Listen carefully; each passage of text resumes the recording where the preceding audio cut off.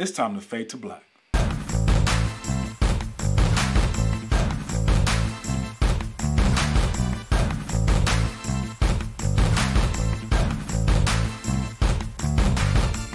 So it seems like the government is real serious about this vaccine thing. And not only are they really serious about the vaccine, but it looks to me that we are no longer under a constitution. I think we might have been suspended. Our constitution, that is. I'm just going through a series of events, right? From the time that Donald Trump claimed a national emergency till about right now.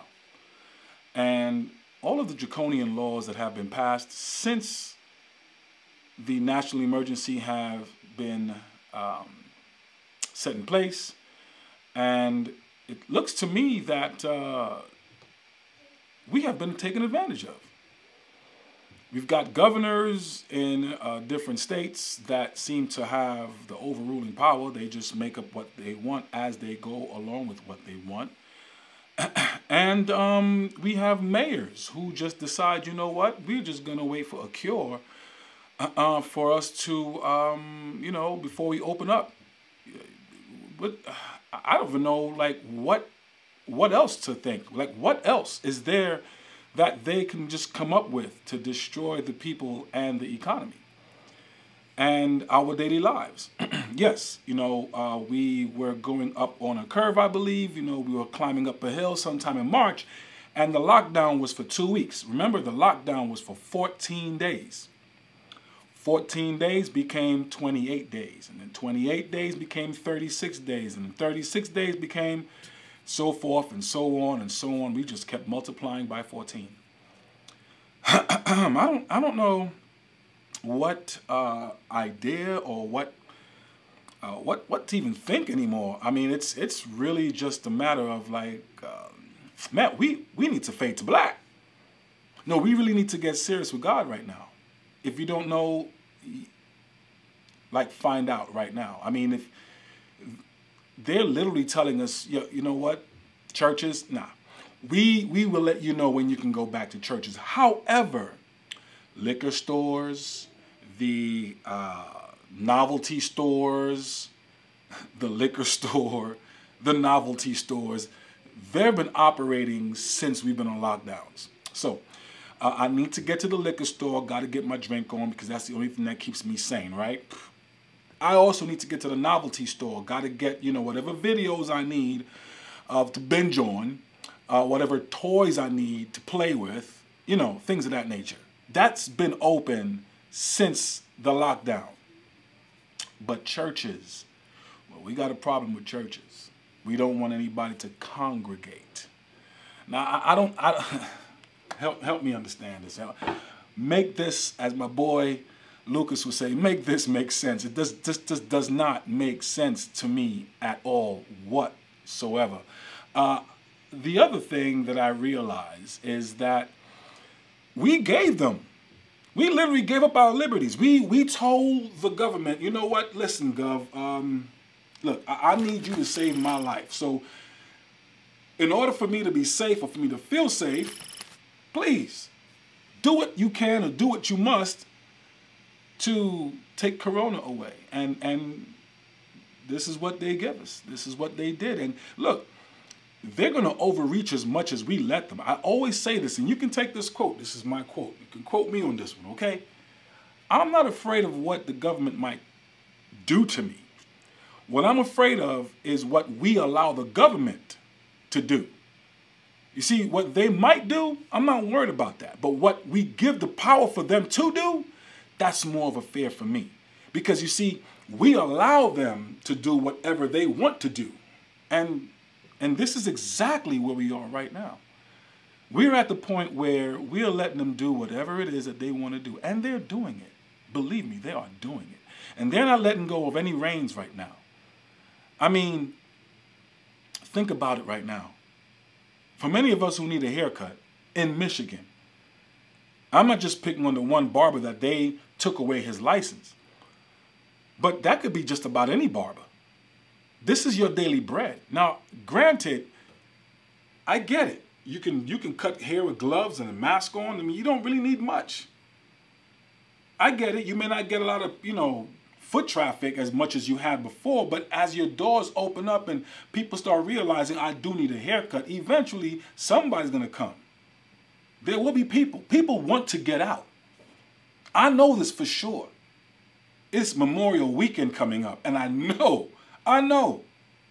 There's no way Memorial Weekend's going to come and 2/3 of the people are going to stay in their homes and not go nowhere. That is not happening. Not in America. And what's really sad is that this is what they're really trying to do. I mean, come on, LA County. Come on, LA. Really? I mean, it's going to be about 80 to 90 degrees this weekend. And you're going to tell me you want to make sure that your people are still locked down in their homes and can't go nowhere? You want to tell me that they can go to the beach but can't touch the dry sand? They can only touch the wet sand? Like, who does that? Why would I want to just touch the wet sand? What if I want to play volleyball? What if I want to play football? I can't do that anymore? I mean, is there a problem with me getting some energy and some sweat and exercise? This is all part of staying healthy. But this is not what the world wants us to know. Going to the beaches and no. I am actually happy that Florida has opened their beaches, Alabama has opened their beaches, Georgia has opened their beaches. And I get it, there are many other places that cannot open their beaches. New York, for instance, can't open their beaches. And that's to be expected. You got a hot spot out there. But then Governor Cuomo is like saying, no, I control when you go to church. I will tell you when you go to church. I think people can make their own decisions. Isn't that what the Constitution is all about? Us making our own decisions. When did this ever come to the point where we can't make our own decisions? We can't figure out for ourselves what is viable or what is, deemed to be safe. I think we should be able to make that decision, Governor Cuomo. What do you think? I mean, it seems to me that you're thinking for me. Let me make that decision. Let the church people make that decision. Let the pastors make that decision. Let the head of the church make that decision. Whether or not, we can, if I have a church that holds 400 people, and 40 people come to the church, don't you think we can social distance in the church? If I have a church that only holds 10 people, 10 people come to the church, don't you think we can social distance in the church? I think we could. I really think we could. But I know for a fact, for a certain, we lost a lot of our civil liberties. And to be honest with you, one of them is the fact of our First Amendment gone. We've literally lost our First Amendment rights. The right to assemble peaceably. You can't show the government that you have some issues or you have a problem with how they're running the state or the country. You can't march and protest anymore. That's against the law. I believe that was part of our constitutional right. But if you're telling me, wait, well, Larry, under the national emergency, we've suspended your constitution. If that's what you're telling me, then I'll believe it so. I would then, I would have to think and say, you know what? Maybe you're right. Maybe our constitutional rights are suspended.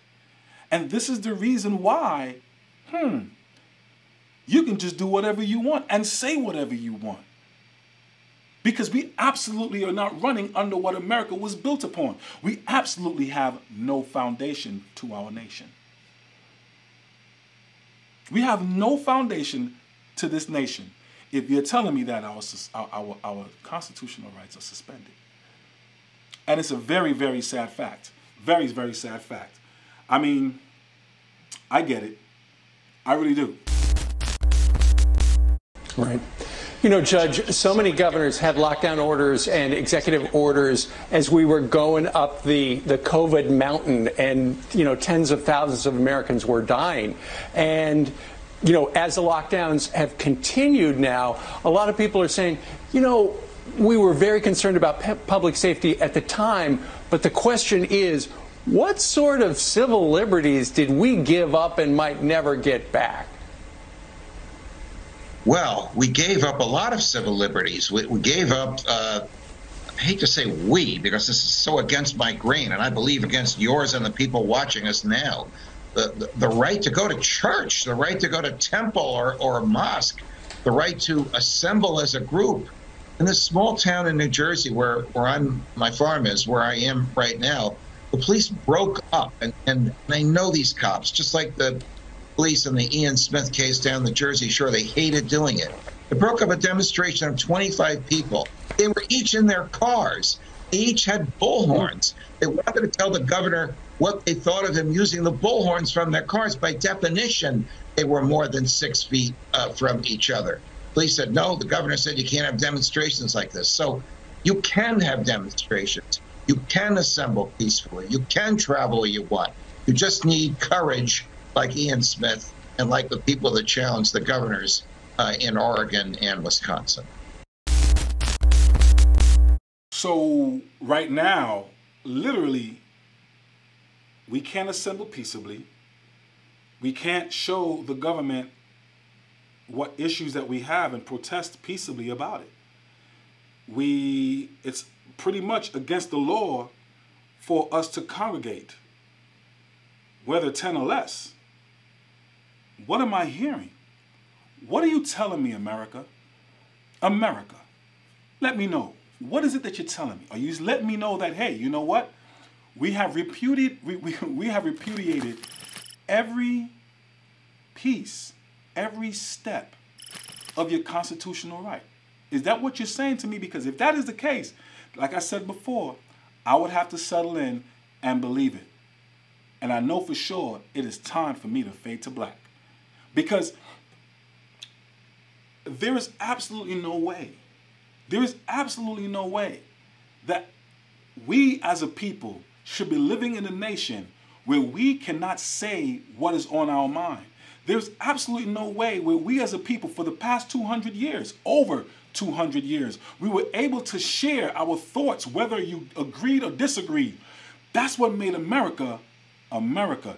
That's what made America great. The mere fact that we can share our thoughts with one another, whether the person was in agreement with it, or disagree with it, or indifferent about it, it didn't matter. We were able to speak our minds.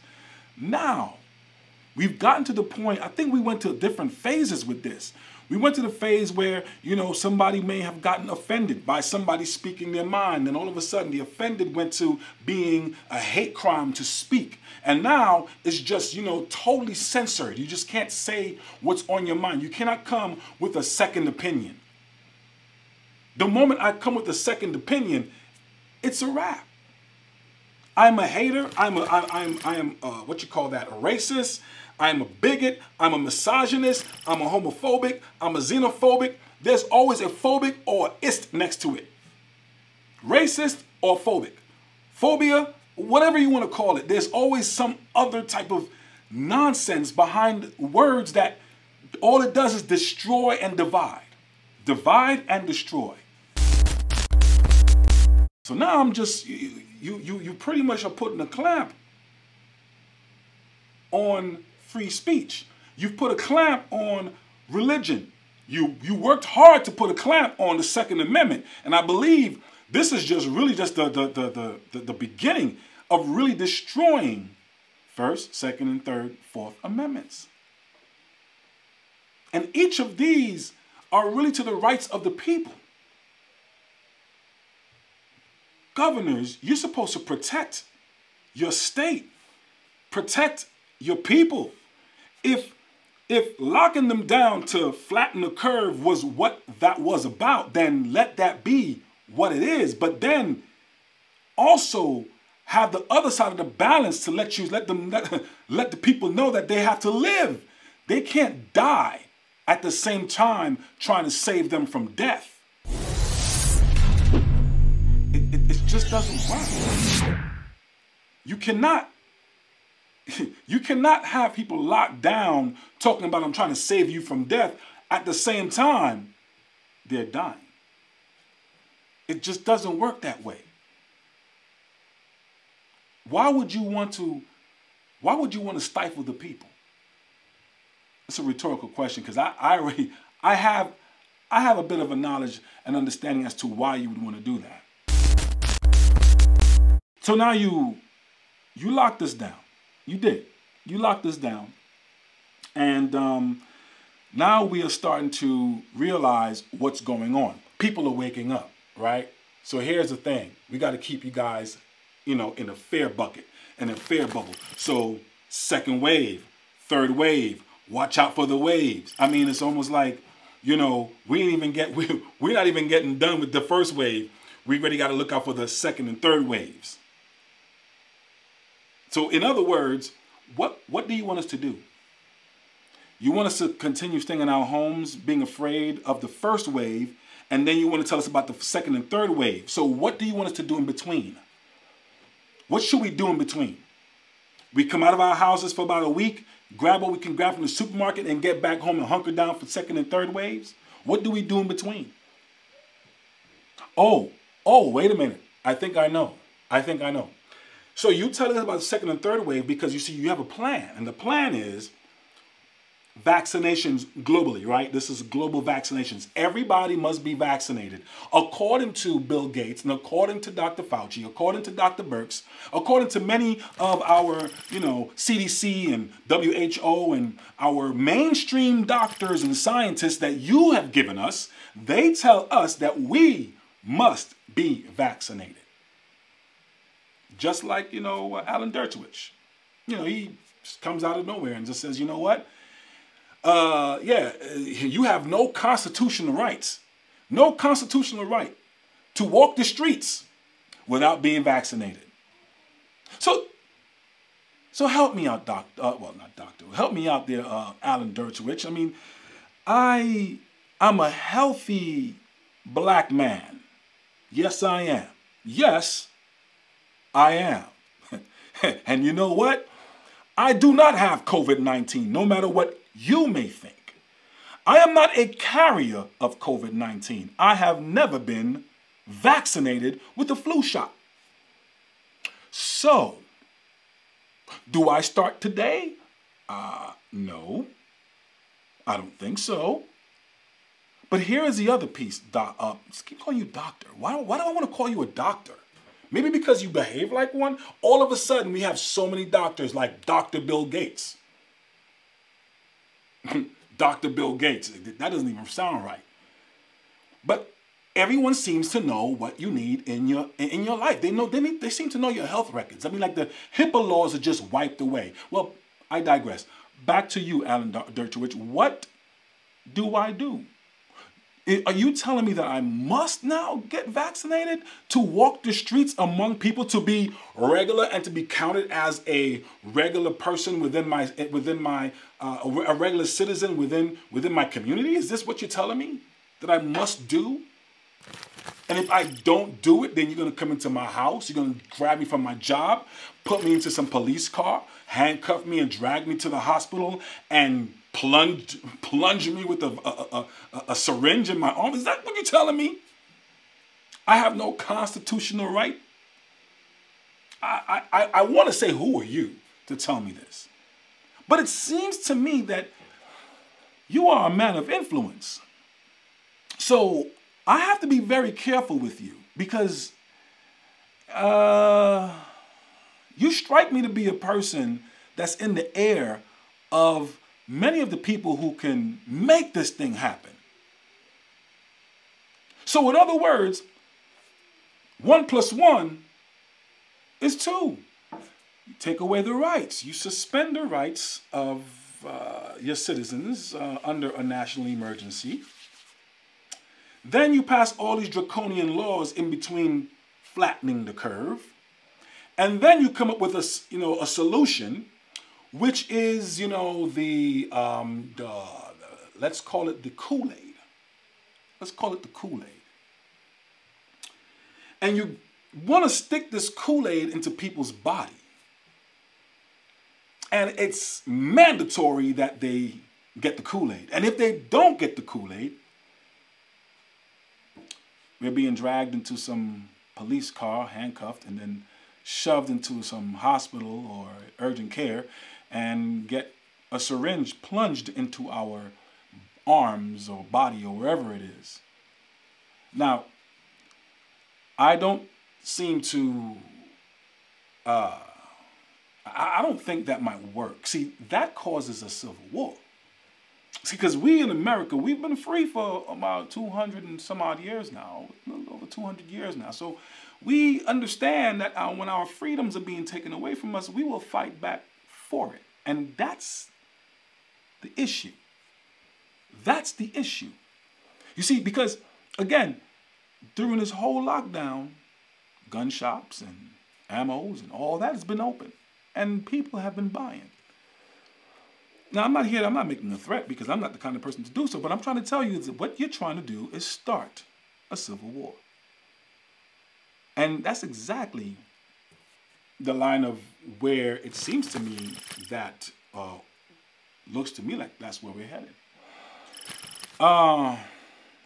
Let's see here. Alan Dershowitz. You made mention about a few things, and I think what I want to do is show my friends exactly what it is that you have been talking about. I, again, totally, wholeheartedly disagree with your notion. How we break down this issue. The city of New York, the state of New York has the power to close a park based on their view that it would be helpful in defeating the pandemic. Absolutely no question about that. The Supreme Court has case after case after case saying that public health justifies closing down parks, closing down public areas. The next question is, does the governor have the right to do that? Governors generally are not authorized to make the law. They're authorized to enforce the law. So you'd have to look to see if there were legislative authority allowing the governor to close the park. If there is, then it would be legitimate. Let me put it very clearly. You have no constitutional right to endanger the public and spread a disease, even if you disagree. You have no right not to be vaccinated. You have no right not to wear a mask. You have no right to open up your business. Wait, can I stop you? No right not to be vaccinated, meaning if they decide you have to be vaccinated, we have to be vaccinated? Absolutely. And if you refuse to be vaccinated, the state has the power to literally take you to a doctor's office and plunge a needle into your arm. If the vaccination Where is that in the Constitution? If the vaccination is designed to prevent the spreading disease. If the vaccination is only to prevent a disease that you will get, for example, if there's a disease that will kill you, you have the right to refuse that, but you have no right to refuse to be vaccinated against a contagious disease. Public health, the police power of the Constitution, gives the state the power to compel that, and there are cases in the United States Supreme Court. Case that pops into my head, I may have the name wrong, is Jacobson. I think probably I have it right. Check it out. You'll see that there are cases after cases after cases that the public health permits reasonable actions to prevent the spread of communicable diseases. Most of them grow out of tuberculosis cases in the early 20th century, but some are more recent than that. But there's still an issue of whether the governor has the authority to create laws, and that's a matter of state legislation.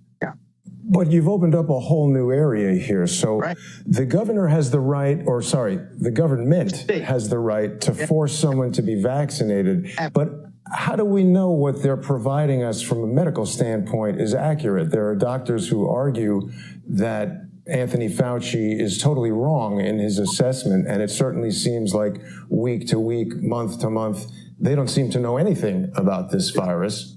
I agree with that. I mean, I think there's a lot. I wrote an article early on pointing out two fundamental errors right away. But that's what a democracy is about. And if the majority of the people agree and support that for public health measures, you have to be vaccinated, you have to be vaccinated. They should give you an alternative. The alternative is to live in your home, don't get vaccinated, but never, ever leave your home or live in a bubble. But if you want to interact with other people, you cannot become Typhoid Mary. The Constitution doesn't give you the right to spread your illness to other people. And you can disagree. You can be a dissenter. You can leave the country. You can go into a bubble. But what you can't do is say, I don't disagree. I don't agree with Fauci. Therefore, I'm going to take the law into my own hands and decide to spread the disease. That's not a constitutional right. Sorry. But Professor Dershowitz, how can you support a law that's made on the determination by a doctor? If you went to the doctor today and he determined that we need to chop off your leg, wouldn't you get a second opinion before you went and did what that doctor said?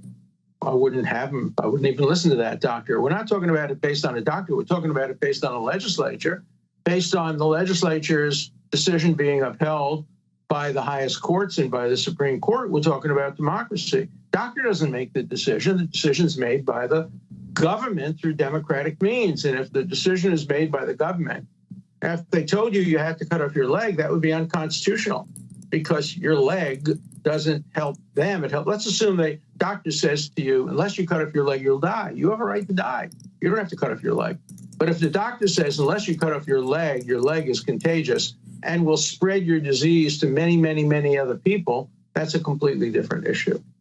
Constitution. But if this legislation is based on the determinations made by doctors and they've determined something about, we're mixing the fields of medicine and law, and the proof of something in law seems vastly different than the proof of something in medicine. A lot of the people who are advising us as to the future of vaccinations in this country are the very same people who have been kicked out of major countries for serious failures and injuries resulting from vaccines that they felt were going to be beneficial. I'm very troubled by the legality of what you're suggesting because it seems like we're very close to a government mandate that we must all be vaccinated. Let me take you in another direction. I would like to see a government mandate.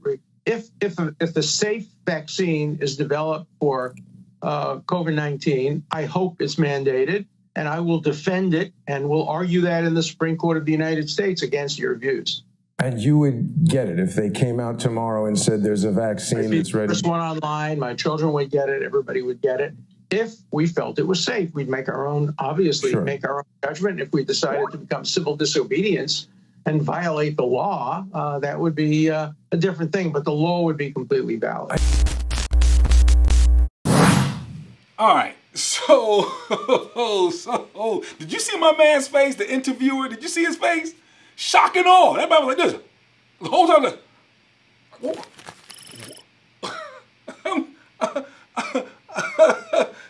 shock and awe. You have no constitutional right. You are sick. Wait a minute. When did they deem us to be all sick? The whole world is sick with the COVID. That means we have no constitutional right. Wait a minute. That means our rights have been suspended. I'm really under that. It's really like, I believe we're there. I believe we're there. I don't want to say that, but I can smell the aroma of a suspended constitution. Because we have no right. We can't choose whether or not now to say, you know what, we're not trying to get vaccinated. Based upon Alan Dershowitz's assertion, we are all sick with this virus. There is no one in the world who's not sick with it. So basically, in order for us to walk the streets, we must have this vaccination. Man, who told him this? Where's he getting this from? And you know what? Let him tell it. He'll be the first person online with his kids to get vaccinated. Right. You know you ain't trying to get that Kool-Aid. Anyway, I'm just putting this out there for you guys. You tell me what you think in the comments below. Give me your thoughts. I mean, would you go out and get the vaccine? Would you go out and be forced? What would they do when they come to your door and they tell you, look, Mr. Sir, ma'am, you have not been out there in our mobile vaccination van. We've been waiting for you for the past 3 months. Now, It's either you come with us or we'll force you to come with us. We put them handcuffs on you. What would you do? What would you do? Tell me your thoughts in the comment below. Like, share, and subscribe as you may. If you like this content, come on. Give us a thumbs up, all right? Please. I'd love to see you again. Peace.